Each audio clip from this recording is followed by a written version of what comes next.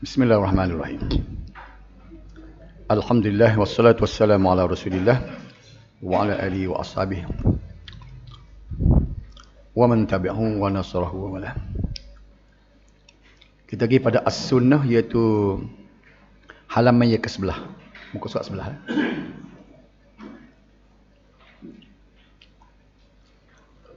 As-sunnah atau al-hadis adalah sumber hukum kedua setelah Al-Quran. Dia perbincangan ini seolah-olah macam usul fiqh baru ni lah. Tapi oleh kerana benda ni ada persamaan, dia bincang sekali lagi dari sudut yang berlainan. Iaitu dia sebut sini, as-sunnah ni ataupun al-hadis adalah sumber hukum kedua setelah Al-Quran. Kemudian kategori as-sunnah dari aspek hakikat mahiyah. Sebelah Para ulama membahagikan kepada 3 kategori. Kebanyakannya kita dah tahu dah ni. Yang pertama dia panggil sunnah qauliyah, iaitu sunnah perkataan. Qaul, perkataan, merujuk kepada ucapan Rasulullah sallallahu alaihi wasallam yang diriwayatkan dalam pelbagai situasi. Yang kedua ialah sunnah fi'liyah, perbuatan, merujuk kepada perbuatan yang dilakukan oleh Nabi sallallahu alaihi wasallam seperti solat, haji dan sebagainya. Sebab itulah kita jumpa hadis dalam dua bentuk. Misalnya kalau dia kata sabda Rasulullah sallallahu alaihi wasallam, itu sunnah qauliyah tu. Nabi berkata sekian. Adapun sunnah fi'liyah ni, sahabat melihat Nabi misalnya menyapu kepalanya, wa masaha ra'sahu, misalnya baginda menyapu kepalanya. Jadi itu ialah sunnah fi'liyah. Nabi tidak bersabda tapi Nabi buat. Itu juga dipanggil sunnah. Yang ketiga ialah sunnah takririyah. Pengakuan, perakuan. Takririyah ni mana perakuan. Iaitu merujuk kepada perakuan atau persetujuan Nabi sallallahu alaihi wasallam terhadap perbuatan setengah sahabat. Nabi tidak buat, Nabi tidak bersabda, tapi orang yang ketiga buat, sahabat buat, Nabi peraku. Ini yang menjadi masalah. Ia silap faham setengah-setengah orang. Dia cuba nak buat ibadat sendiri. Ya, bila kita kata bid'ah, dia kata bukan semua hak Nabi buat tu tak boleh buat. Contohnya ada sahabat buat, dia kata diperakukan oleh Nabi. Jadi hujah dia tu makan diri dia sendiri. Bila dia nak hurah, dia kata sahabat buat. Lepas sahabat buat, Nabi peraku, ya ataupun tidak. Nabi peraku tu orang panggil sunnah lah. Boleh sahabat buat, boleh sahabat rekod satu benda, tapi mesti diketahui Nabi supaya Nabi endorse. Selesai masalah. Zaman kita lah ni Nabi tak ada. Siapa nak endorse betul atau salah? Itu persoalannya. Cuba kita dengar ustaz banyak kan duk kecek lagu ni. Dia kata, saya dengar dalam video Alik Siam Baba. Dia kata kalau kita pakai hak Nabi tak buat, tak boleh buat. Dia kata tak makan surah lah, tak makan nasi kerabu lah kita. Dia buat contoh surah dengan nasi kerabu. Jadi molek-molek dah orang awam boleh faham. Nak beza di antara ibadat dengan adat tu, dia kecapu semula. Nasi kerabu, surah, itu benda adat. Benda adat ni boleh buat sehingga ada tegahan. Ibadat tak boleh buat sehingga ada suruhan. Situ dia beza. Ibadat tak boleh buat sehingga ada suruhan. Nak cipta sembahyang sendiri, nak cipta zikir sendiri, nak cipta selawat sendiri, betul tak? Tak boleh buat. Saya ulang sekali lagi. Ibadat tak boleh buat sehingga ada suruhan. Ada pun ada makan, minum, surah, nasi kerabu dia sebut tadi, boleh buat sehingga ada tegahan. Dia kita dah belajar dah. Tapi dia sebagai baba sendiri boleh kecek lagu tu. Dia kata pakar pok-pok ni tak makan nasi kerabu, tak makan surah lah dia kata. Tengok. Orang kapur dah faham dah adat dengan ibadat. Dia kecapu pula. Jadi orang panggil lagu ni, agamawan lagu ni bukan nak mengeliru, nak menjelah kepada rakyat, nak mengeliru lagi. Makin gelak dah. Jadi balik kepada cerita kita, sunnah takririyah ini ialah endorsement, perakuan daripada Nabi sallallahu alaihi wasallam. Bila sahabat buat satu benda, macam kita akan belajar dalam tajuk hadis nanti, asal usul azan. Bel ni kan, sahabat mimpi. Sahabat mimpi. Dia mimpi ada orang mari ajar. Lapas bel, Allahu Akbar, Allahu Akbar. Gaji dengar ada hadis ni. Asal usul Allahu Akbar sampai ke la ilaha illallah hayya 'alas salah hayya 'alal falah. Seorang sahabat mimpi ya. Dia royak Nabi, dia kata aku mimpi orang, ada seorang orang mari ajar bel lagu ni. Nabi kata itu mimpimu benar. Maka dia pun panggil Bilal, ni ajarkan dia hak mimpi tadi, bel lagu tu. Baik. Jadi kaedah yang sama tu, dia mimpi hari ni pun dia nak buat lagu tu juga. Betul tak? Boleh orang lain buat, boleh orang lain mimpi. Tapi bila dirujuk kepada Rasulullah sallallahu alaihi wasallam, Rasulullah akan peraku sama ada betul ataupun salah. Itu dia panggil takririyah. Jadi dalam ceramah dia, dalam kuliah dia kata banyak, dia kata ibadat-ibadat yang Nabi tak buat tapi sahabat buat. Bila sahabat buat, dia sambung lagi tak sedapnya. Maknanya dia sendiri jawab apa? Dia kata bila sahabat buat, Nabi tahu, Nabi pun kata betul ataupun salah. Tu orang tak panggil bid'ah dah orang tu. Orang panggil sunnah. Sunnah ke apa? Sunnah takririyah. Jadi ustaz lagu ni dia kena ngaji hak ni dulu ni. Qauliyah, fi'liyah, takririyah ni dia tak faham. Faham tak? Di samping itu as-sunnah turut dibahagikan menurut aspek bilangan perawi. Ini nak riwayat kita belajar start daripada apa? Ulumul hadis lagi. Ada dua, nombor satunya sunnah mutawatirah. Hadis mutawatir. Sunnah yang diriwayatkan oleh jumlah perawi yang ramai pada ketiga-tiga lapisan, iaitu peringkat sahabat, tabi'in dan tabi'in sehingga keadaan ini dianggap menghalang mereka berpakat memalsukan sunnah berkenaan. Jadi saya sebut gini, bila sebut hadis mutawatir tak payah cek sahih tak sahih. Dengan sendiri dia tinggi, dia duduk beratas lagi pada hadis sahih. Sebab apa? Bilangnya ramai. Macam Al-Quran. Tidak mungkin tidak mungkin orang berpakat untuk memalsukan dia. Dia panggil sunnah mutawatirah ataupun hadis mutawatir. Berapa dia panggil hadis mutawatir, sunnah mutawatirah? Tadi baru belajar. Nak regukan satu perkataan, laki-laki dan perempuan ni, ini benda yang wajib dalam bahasa Arab yang kita belajar.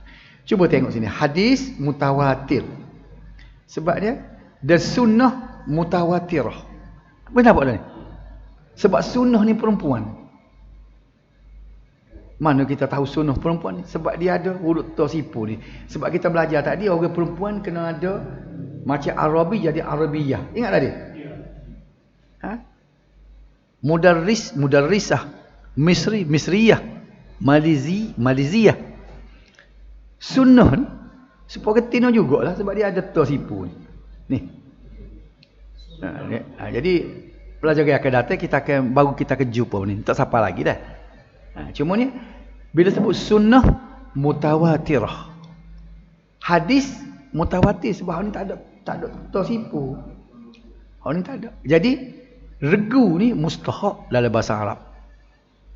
Sebab tu kalau kita kata sunnah muakkadah. Kalau sunat muakkad tak kena sebenarnya. Sebabnya sunnah tu ada tersipu tadi. Kena muakkadah. Nampak tak? Sebab tu saya kata, kalau Masjid Lati tu, Masjidus Safra tu, kita nak tanya ke, adakah sifat bagi masjid? Sebab dia kata masjid kuning. Kuning tu sifat. Bila masjid kuning, masjid itu ialah laki-laki, tak ada tu merbutah. Dah. Safra tu tina sebenarnya asfar, masjid asfar. Cuba tengok Baqaratun Safra dalam surah Al-Baqarah. Sebab Baqarah tu ada tu ni. Baqarah gudianya Safra, kalau kata asfar. Bahasa Arab dia warna pun ada jatuh tina. Kuning jatuh asfar, kuning tina Safra. Betul tak? Okey. Jadi masjid itu dia tak boleh kata masjid Safra, kena kaji masjid asfar. Bukan dia kata jenis kita nak belajar lagi idhafah ke apa semua, tak kena juga sebab dia tak boleh jadi idhafah sebab dia tu sifat bagi masjid. Untuk selingih lah tu. Jangan royak ketua dia pun marah pula dia. Dia buat masjid Safra. Dia kata, saya tanya dia bang ni, muka ustaz saya. Berapa buah nama Safra? Kawasan Masjid Kuning ni. Kita tahu. Mana dia naknya sifat bagi masjid. Nah, masjid tu warna kuning kan. Tak boleh tu kacak lah dia kata. Masjid Cikgu Zainal.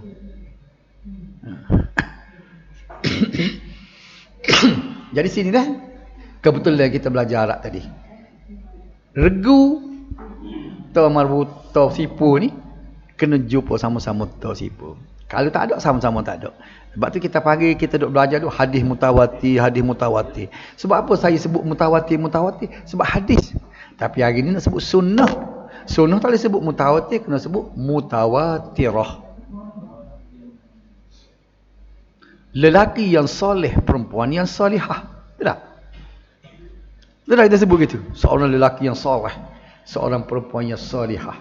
Sebab perempuan kena ada dia kena ada huruf tosipu. Tak tahu apa tosipu duduk di orgetin tu. Apa istimewa tosipu ni weekly dia?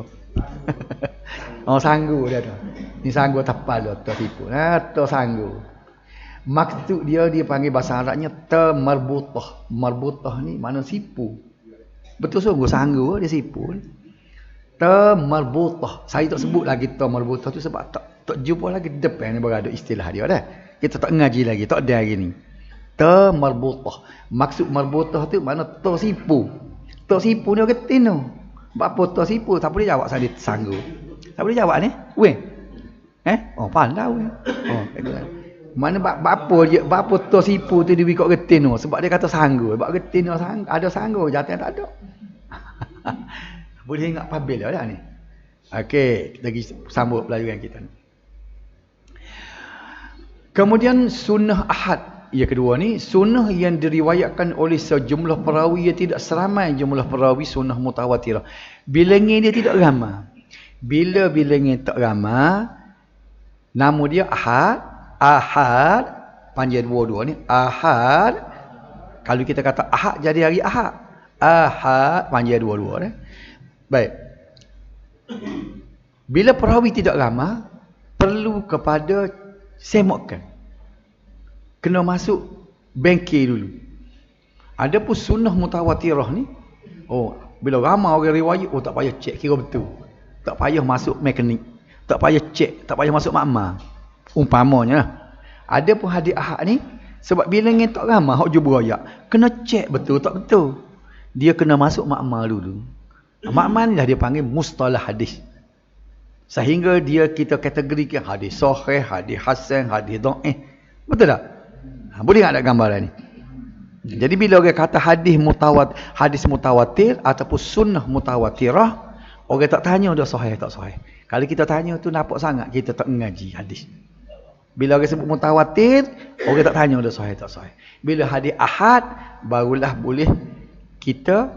kita kena cek sama ada dia ni sahih ataupun dhaif ataupun hasan.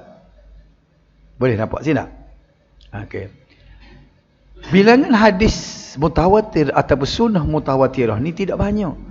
Artinya kalau kita nak bergantung kepada hadis mutawatir, tak banyak maklumat agama kita. Banyak maklumat duduk dalam hadis ahad. Sebab tu ulama kena mengaji khusus. Cipta berbagai mekanisme untuk semuk hadis. Mekanisme ni dia panggil mustalah hadis. Ulama kena mengaji suku nak pula. Sebab apa? Sebab hadis mutawatir ni tak banyak. Kalau hadis mutawatir ni banyak, tak payah ilmu hadis dah. Faham? Tak banyak. Setengah riwayat kata tak sampai 1000 pun, tak sampai berapa ratus dah. Hadis mutawatir ni. Okey. Faham situ tak? Kemudian bahagian hadis ni kita mengaji satu topik lah. So subjek mula-mula lagi. Semester 1 dah. Kalau berasa nak tahu mendalam, tengok semula nota tu. Kemudian kehujahan as-sunnah. Pasal apa as-sunnah ni boleh jadi hujah? Para ulama sepakat berpendapat bahawa as-sunnah dianggap hujah dan sumber hukum. Wajib beramal dengannya jika sumbernya daripada Rasulullah sallallahu alaihi wasallam. Kalau kata sifat benda ni sunnah, dan dia sahih sungguh mari daripada Rasulullah, menolak dia artinya serupa dengan menolak Al-Quran. Hukum dia sama-sama kufur. Tapi kalau kita tolak hadis dhaif dengan hadis palsu wajib kena tolak. Hadis dhaif ni kita tolak. Kita tolak kerana kita ragu, tak ada masalah. Tapi kalau sudah sampai peringkat hasan, sahih, itu ulama sepakat tidak boleh ditolak. Dan dia boleh dijadikan hujah.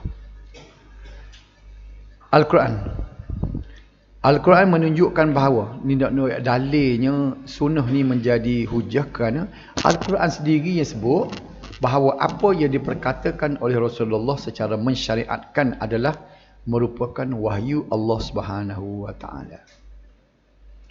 Allah Subhanahu wa taala telah mengamanahkan kepada Rasulullah, ni salah tulis di SWT saya buat, Rasulullah sallallahu alaihi wasallam ni, tugas menjelaskan makna Al-Quran dan menerangkan hukum-hukum yang mujmal. Tu lebih akidah Rasulullah tu SAW sebenarnya.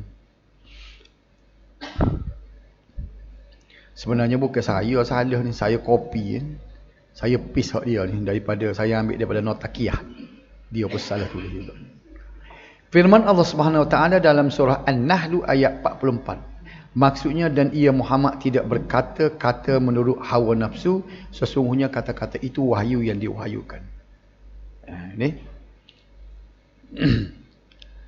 la yantiqu anil hawa in huwa illa wahyun yuha. Tu bunyi hadis dia, bunyi ayat Quran dia.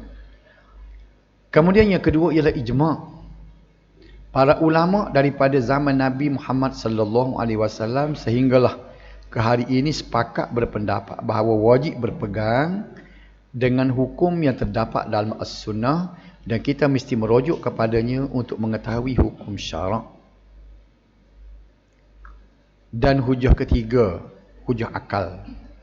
Sebagaimana kita yakini bahawa Nabi Muhammad sallallahu alaihi wasallam adalah pesuruh Allah Subhanahu wa taala dan tugasnya adalah untuk menyampaikan sesuatu daripada Allah Subhanahu wa taala, maka kita harus mempercayai kerasulannya, mentaatinya serta patuh kepada apa yang disampaikannya. Okey, habis itu. Apabila kita pergi kepada tajuk yang lain pula. Dalam bab perkembangan kaedah ilmu fiqh. Kita masuk tajuk 3 dah kita ni. Bab yang ketiga.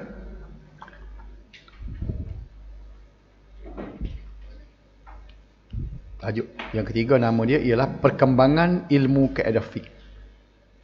Secara umumnya ilmu kaedah fiqh ini telah muncul pada zaman kurun keempat dan kurun ketiga dan kurun keempat. Dengan munculnya tokoh-tokoh ulama yang mula membincangkan ilmu ini. Perkembangan ilmu ini telah meningkat sehingga ia menjadi bidang ilmu yang penting pada masa kini dalam menyelesaikan sesuatu hukum. Perkembangan ilmu kaedah fiqh dan pengenalan kepada tokoh-tokoh ilmu tersebut. Baik. Apa yang kita tahu pekat awal dulu, gapo dia kita nak belajar ni, yang saya sebut minggu lepas, formula-formula, ada 4 formula. Kita nak tahu siapa dia buat formula tu, bagi mana benda tu. Jadi inilah kita nak bincang perkembangan ni dari segi macam mana dia keluar benda tu dan siapa tokoh-tokoh yang terlibat. Sebab saya sebut yang pertama kami kurung dia kata 1000 tahun juga kurung. Ya, kurung keempat ni maknanya 300 lepas 300. Dia abadlah. Kurung abad tu lah. Kurung abad kuasa Melayu. Kurung apa 100? Sama 100. Hak tu lah. Sama 100 kurung abad tu lah. Dekat 10 tahunnya.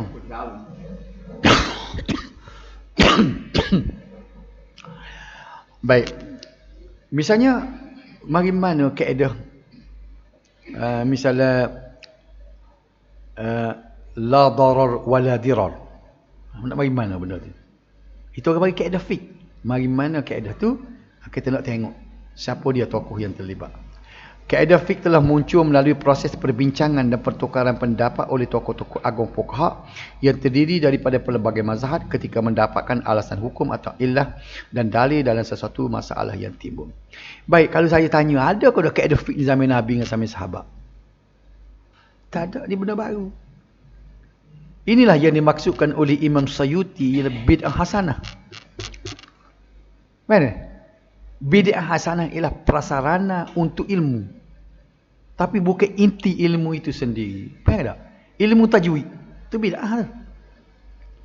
Sebab Nabi kalau tanya Sayyidina Umar, idgham al-gunah, dia tak tahu. Idgham al-gunah ni direka oleh orang kemudian. Jadi reka tu istilah dia bid'ah. Kalau kita segi istilah. Inilah bid'ah hasanah yang Imam Sayuti sebutnya dalam kitabnya. Kan? Orang kita dia ambil bid'ah hasanah ni dikira umum, siapa dia nak reka ibadat baru pun dia kira ibadat, dia panggil bid'ah hasanah juga. Salah tu. Salah ia telah dibuat oleh Imam Sayuti. Berapa? Ilmu tajwid, ilmu nahwu, mustalah hadis sendiri tu. Hadis mutawatir, hadis hasan, hadis hak. Tanya Sayyidina Abu Bakar, tak tahu, benda tu tak ada zaman dia. Tapi dia reka benda tu untuk mudah faham. Inilah maksudnya bid'ah hasanah. Tapi dia tidak reka pula nak selawat lagu mana, nak semayang, pasal baru, nak zikir, pasal baru. Hak tu tak boleh. Hak tu inti, benda dalam. Prasarana ni benda luar. Prasarana bagi ilmu. Boleh faham tak? Boleh beza dua ni? Prasarana ilmu boleh kita reka cipta untuk menjayakan ilmu itu. Macam-macam formula nak buat. Ni macam lah ni, kita guna PowerPoint. Kaedah belajar. Tapi isi kandungnya kita tak ubah. Sebab ada orang tegur, dia kata, kalau tak si bid'ah, tak usah pakai PowerPoint. Dia kata. Sebab tak ada zaman Nabi mula. Nabi tak ajar lagu ni dah. Tapi boleh sebab dia prasarana. Jadi kaedah, termasuklah kaedah fiqh yang ulama buat. La darar wa la dirar. Apa ni? Semua al-yakin la yuzali bisyakki. Semua benda-benda, kaedah-kaedah usul fiqh itu, kaedah qawaid fiqh itu ialah benda baru yang dibuat oleh ulama.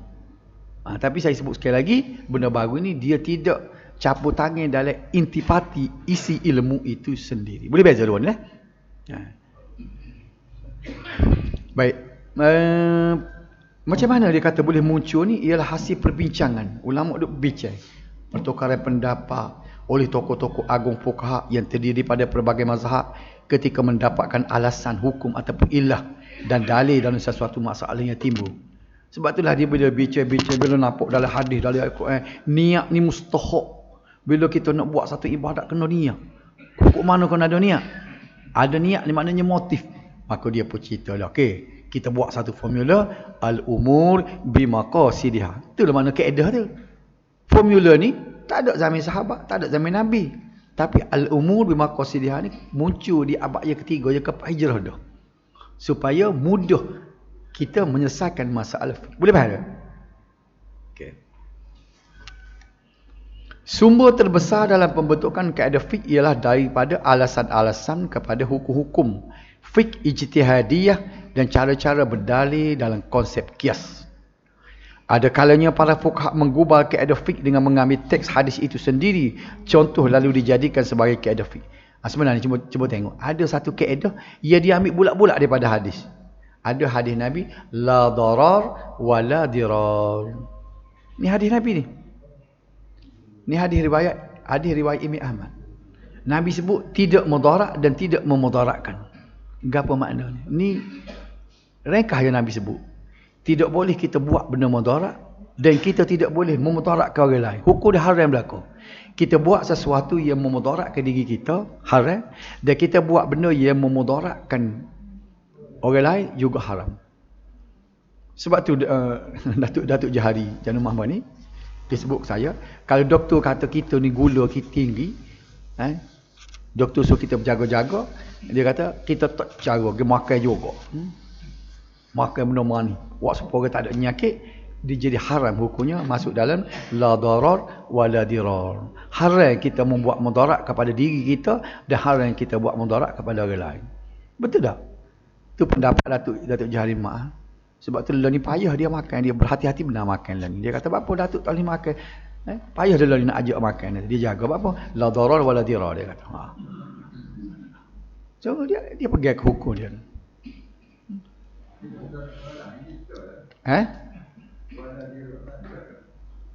La dirar. Memang betul la dirar kalau memudarat kat orang lain. Walaupun kita tidak mudarat, kita pegang kambing lepas je. Itu masuk la dirar. Kita tak mudarat dah. Tani meo orang mudaratnya. Nah, jadi masuk dalam ni la darar. Jadi dua-dua masuk dalam kaedah ni. Betul tak? Salah satu lah. Dua-dua tak boleh dia kata kan?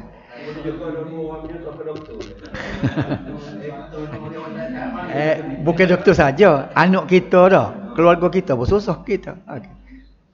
Betul juga ni. Patut kita pun bila kita ngaji gini, kalau doktor kata tak boleh kolesterol tinggi, boleh banyak, tak baik benda ni. Ni waktu cara, saya jumpa dengan seorang tu email mati baru ni tu. Kata gua Hana tak cara dia kata. Doktor aja kan tahu Hana makan dia. Bunyi kat mati dia baru ni. Balik meta ni dia tak cara. Tak baik.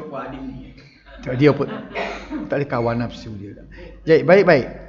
Kita nak apa yang kita nak perhati sini ialah ini satu kaedah usul kaedah qawaid fiqh ni la darar wala dirar ni satu kaedah formula ni ambil bulat-bulat daripada hadis. Ada pun yang tersebut apa ni al-umur bimaqasidha tu bukan hadis tu. Itu formula yang direka. Dia berdasar kepada hadis, berdasar pada ayat Quran, dicipta satu kaedah al-umur bimaqasidha. Setiap pekerjaan itu bergantung kepada motifnya. Ada pun yang ni la darar wala dirar ni ambil bulat-bulat daripada hadis Nabi. Hadis riwayat Imam Ahmad. Patut kita kena hafal ni dah. Mudah pendek. La darar wala dirar. Gapo dia tak boleh buat mudarat kat orang, tak boleh buat mudarat diri kita sendiri.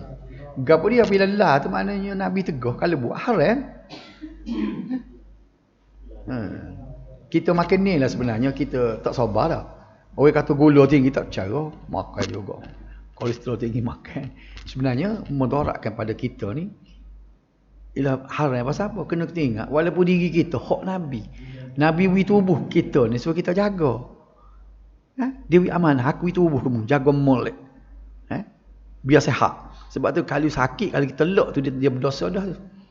Tak cari obat tu berdosa.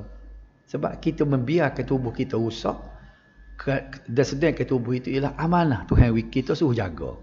Jadi menjaga kesihatan itu sebenarnya boleh pahala. Kita tu cerita tak tahu mari mana. Cucu dia pernah mari rumah saya. Dia kata cerita orang dia royak tu sikit habuk tak betul dia. Cucu dia sendiri pernah mari rumah saya. Tu ayah leh nama dia. Dia mari rumah saya. Dia kata cuba royak kat mana dia tu. Orang dia royak cerita tu semua cerita dia kata orang reka belakang dia tu. Dia sebagai cucu dia tahu dia tu. Bukan lagu tu. Siapa tu bila kudih dia ulat jatuh dia ambil semula ulat mu nak makan gapo ulat kalau mu tak makan betih aku buh balik. Dia cerita boleh royak tak kenal lagu tu. Tapi cerita tu plesu. Cucu dia sendiri royak dia bagi rumah saya. Okey, selesai dia.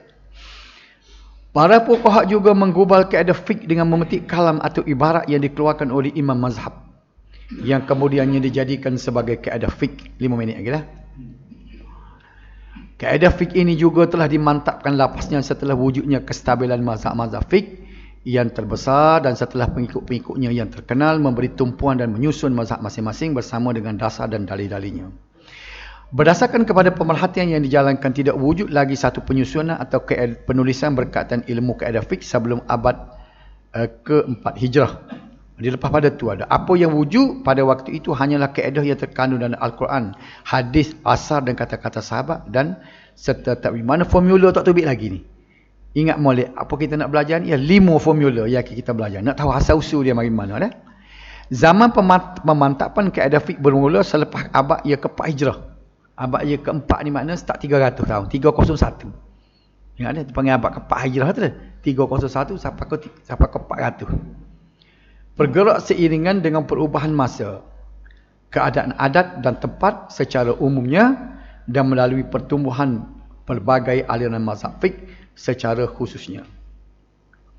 Contohnya Imam Abu Tahir Ad-Dabbas dari kalangan ulama fiqh Hanafi telah mengumpulkan kaedah asas atau utama dalam fiqh mazhab Hanafi dalam 17 kaedah pada kurun 14 Hijrah, ke-4 Hijrah.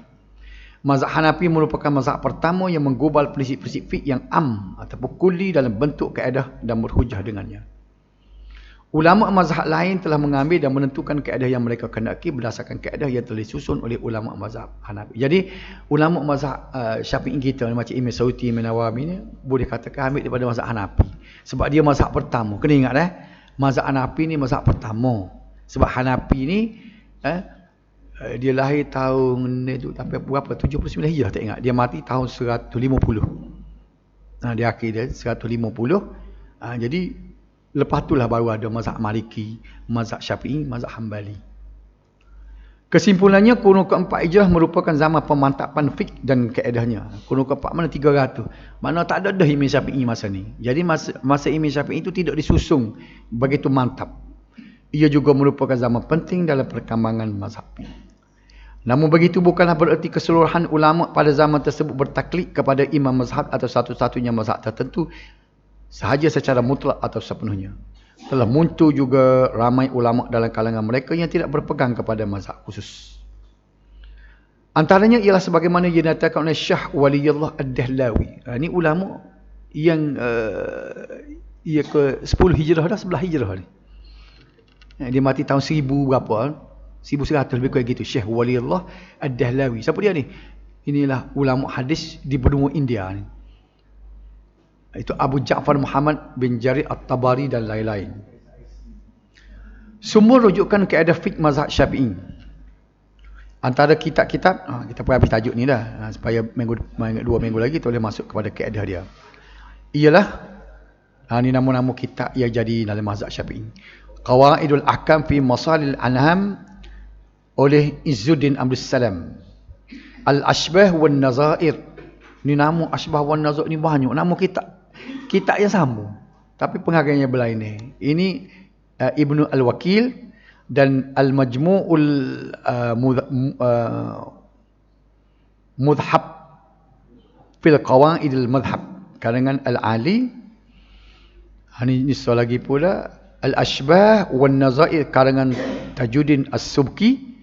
Al-Mansur bi Tartib Al-Qawaid Al-Fiqhiyah oleh karangan Az-Zarkashi. Syarah Qawaid Az-Zarkashi oleh Al-Abadi.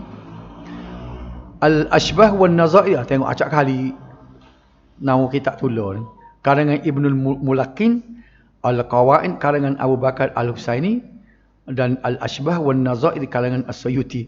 Saya dulu bila saya belajar kitab Al-Ashbah wan Nazair, saya diingat kok dia seorang yang buatnya.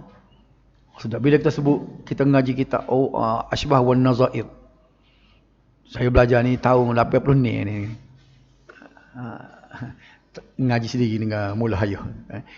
Hak Imam Suyuti rupanya bila saya royak kat orang dia kata hak mana Ashbah wan Nazair. Rupanya baru saya tahu sin. Ada banyak lagi nama kitab tu dulu. Kita pergi baca Imam Suyuti saja.